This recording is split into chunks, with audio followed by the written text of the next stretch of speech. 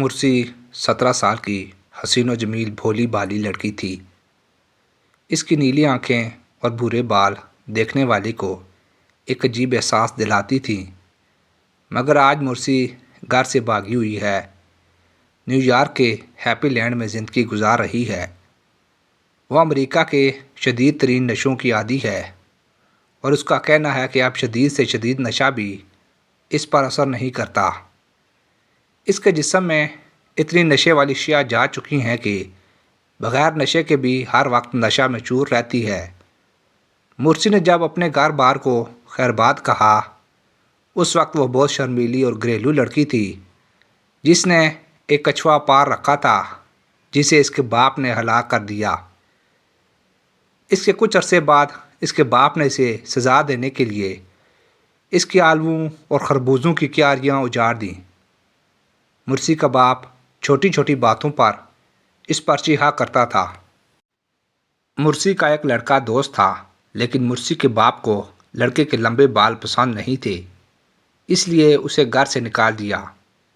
چنانچہ مرسی نے اپنی اس زندگی کو خیرآباد کہنے کا فیصلہ کر لیا۔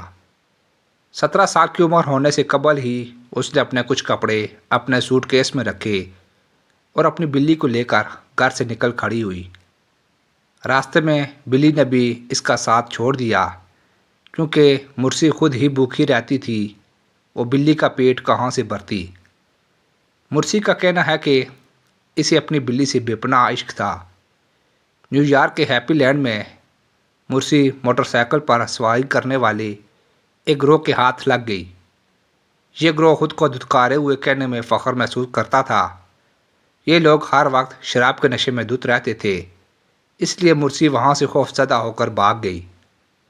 مرسی کو نشے سے بہت خوف آتا تھا۔ یہاں سے بھاگ کر مرسی ایک 28 سالہ جوان کے ہاتھ لگی جو ہر قسم کے نت نئے نشے مہیا کرنے کا کاروبار کرتا تھا۔ اس نے مرسی کو ہر قسم کا نشہ مفت مہیا کرنا شروع کر دیا۔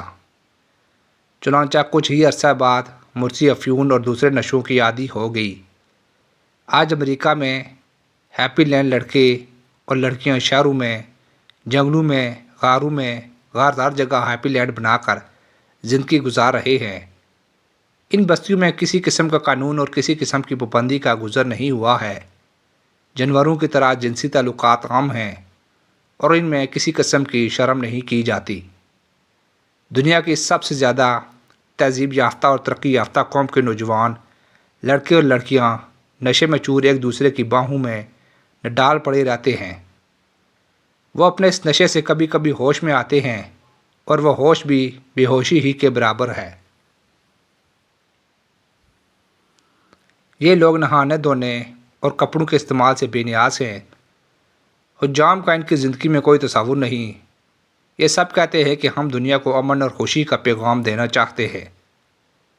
مرسی نشوں کے عادی ہونے کے بعد ہیپی لینڈ کا ایک اہم جز بن چکی ہے، لیکن اس کی مشکلات صرف نشوں پر ہی ختم نہیں ہوئیں، بلکہ یہ تو اس کی مشکلات کی ابتدا تھی۔ ایک بار سفر کے دوران مرسی چلتی کار سے گر پڑی اور اس کی ٹانگ کولے پر سے اتر گئی۔ اس کے 28 سالہ استاد نے اس کی ٹانگ چڑھانے کی کوشش کرنے سے قبل اسے مارفین کا انجیکشن لگایا، لیکن ٹانگ کا زور چڑھ نہ سکا اور ٹانگ گلنے لگی۔ مرسی اور اس کے استاد دونوں کا خیال تھا کہ اس کے زخموں کے رنگ بہت خوبصورت تھے، لیکن ڈاکٹروں نے کہا کہ یہ ایک ناسور ہے، ٹانگ میں کیڑے پڑ چکے ہیں۔ مرسی 2 ہفتے تک ہسپتال میں رہی۔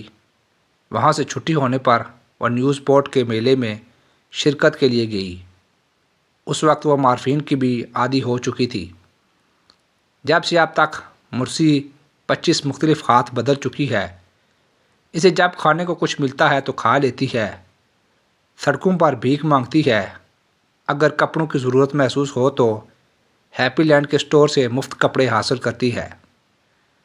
نشے کے لیے اس کے دوست غمخوار بہت ہیں اور اسے ہر قسم کا نشہ مفت ملتا ہے۔ وہ کہتی ہے، اب نشے کے لیے میں زندہ ہوں۔ 24 گھنٹے نشے میں مدہوش رہتی ہے اور انہیں مزید تیز کرنے کے لیے کوڈین استعمال کرتی ہے۔ مرسی کے منہ سے نکلا ہوا ہر دوسرا لفظ نشہ ہوتا ہے۔